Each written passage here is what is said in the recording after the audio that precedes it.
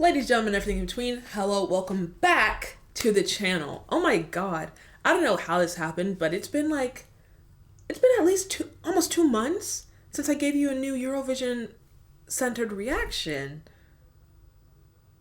Oh no, what? I don't know what, I'm so sorry. It will not happen again. I don't know what happened. But yeah, so someone in my comment section informed me that obviously we're aware of the war that's going on in Ukraine with Russia. And so I was thinking, wait, Ukraine won last year and they're supposed to host this year. And someone said, no, Favour, they're going to let the UK host. And y'all know my quarrel with the UK and Eurovision. Sometimes they get zeros and it's deserved. Sometimes I think y'all just hate them and are hating on them and, didn't give them points because you're being messy. But last year, the UK deserved that second place spot. And I love the fact that now they get to, I guess, hold the torch in place of Ukraine and host Eurovision for the whole continent. That's really special. And the Queen just died. Oh my god. Anyway, it's in the UK. We don't know where. We're about to react to some potential cities that Eurovision could potentially be hosted in. We know that to host Eurovision costs a lot of money. Will the UK economy be able to host and I guess be okay? Well, I don't know. We're about to see. Obviously, it's going to bring a bunch of tourism. London already brings in a bunch of tourism, so I feel like they'll be fine. But if anything, they'll just have to dip into that damn royal family's pocketbook and get some coin for it if they can't afford it. But let's get into the video. Subscribe if you like the video. Help your girl get to 10K. Follow me on Instagram. And here we go into Eurovision 2023. 7 UK cities on the short list to host Eurovision. I feel like it's either going to be in London, somewhere in Ireland, or... yeah, I think either London or Ireland for sure.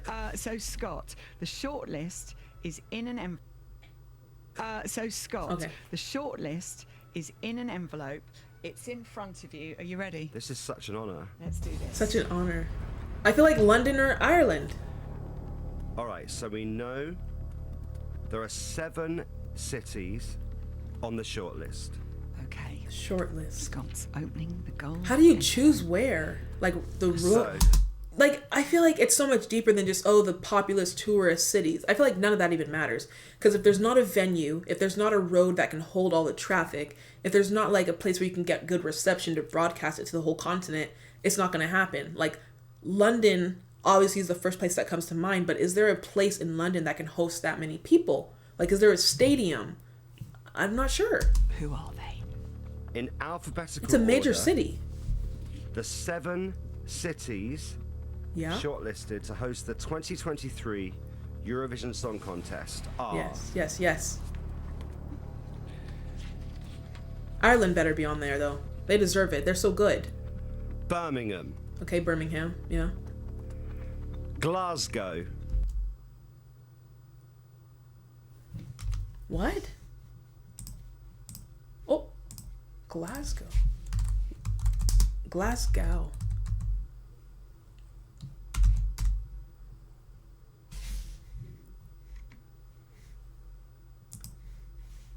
No, not Glasgow. I don't think it's gonna be in Glasgow. Leeds. Nope. Leeds? Liverpool. Okay, yeah, they have all the football fans. So if you can host all the crazy football fans and their antics and their jumping in stadiums, Eurovision should be fine. Liverpool makes sense. Maybe even Manchester. When I think of Manchester, I think of the rappers and violence. I don't know. Leeds. Yes. Liverpool. Manchester, the 2 rivals. Newcastle. No. And London. Sheffield. Am I missing something? That's like if Eurovision were in Texas and instead of hosting it in Dallas, they freaking went to Richardson or something. I'm sorry. Or is it like Leeds and Manchester, Birmingham are micro cities inside of the city of London? Is that what this is? Because I'm kind of confused. Newcastle, and Sheffield. Sheffield. And that's it. That was really tense. First of all, just from that list, top 3 would be Birmingham, Manchester, or Liverpool. Glasgow, maybe even. So, those are the 7 cities who could be hosting Eurovision next year. There are many people listening to us right now leaping up and down in glee. They're going bonkers in Birmingham. They are giddy in Glasgow. They've gone la-la in Leeds and in Liverpool. You know, That's kind of like in your backyard, you're about to host Eurovision. It's not just like a little concert either. This is like something a bunch of people are coming to your city for. That's pretty cool. And Glasgow, Birmingham, Leeds, these are just people who go to work every day. You know, it's not like this, I don't know, major industrial fashion world places. These are just like normal people, normal cities. Yeah, that's going to be a moment. That's going to be fun. Mayors and like heads of cities. I'm so confused though. Someone explained the London thing. It's really, So it's like sport. It's huge exciting. cheers have gone up in Manchester and in Newcastle and in Sheffield. Those are the 7 I don't see it in Newcastle or Sheffield though. Honestly, I see Birmingham, Glasgow, not even Leeds. I see Liverpool, Manchester though. cities that could be hosting Eurovision next year. Scott, how have these cities been picked? Well, it's a lot of factors. So The these are all roads? cities that have the capability Infrastructure. and the capacity, importantly, and Exactly. experience to host an event which, you know, some people kind of rubbish the Eurovision Song Contest. It's huge. It, like, yeah. 2 years ago, I didn't know it existed, and now it's like a phenomenon that has kind of taken over my social media presence, especially on TikTok. Like, it's Eurovision is a big deal.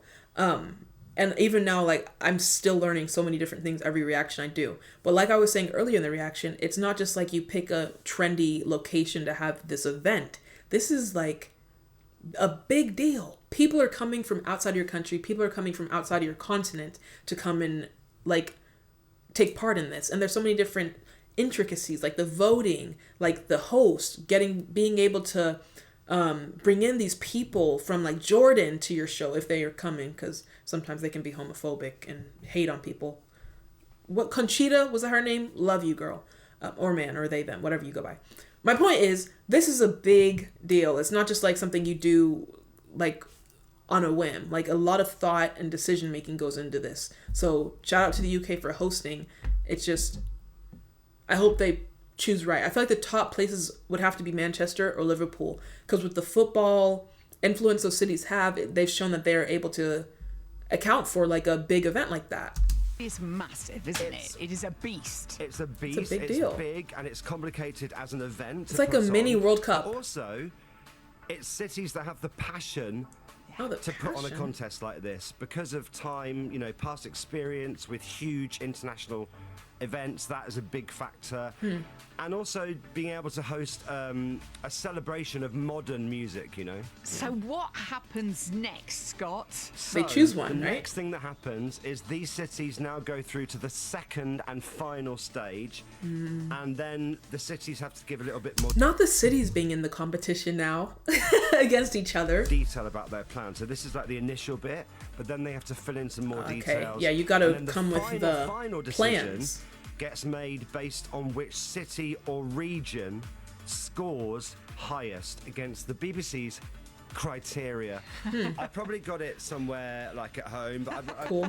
I won't You read can it to you read that now. to us at length. Okay, so there's actual standards that the BBC is. So like the BBC, broadcasting whatever of British Columbia, I don't freaking know what it stands for. But so they're like not just a TV channel, like they're in charge of stuff. Like they're the ones who give the yes or no, the go ahead to an event like Eurovision. I was thinking BBC is just like Fox News or CBS or something like that, ABC Family. No, it seems they're big dogs over there in the UK.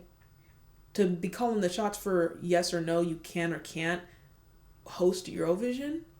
And like you have to present to them your plans for actually hosting. Like, it's not just, oh, we're going to have it here and hope 1 million people will be able to fit into the stadium. I like that they're taking this so seriously, though. Like, shout out to the UK for this. And shout out to them for hosting in the absence of Ukraine. That's a moment. The UK went from getting 0 points to now being the ones to host in 2023. Yeah, I'm a little proud of them. Anyway, subscribe if you're here, like the video. Be ready for more Eurovision reactions because they're coming to you. Anyway, I'll see you in the next one, though. Bye. Like the video if you haven't yet. Yeah.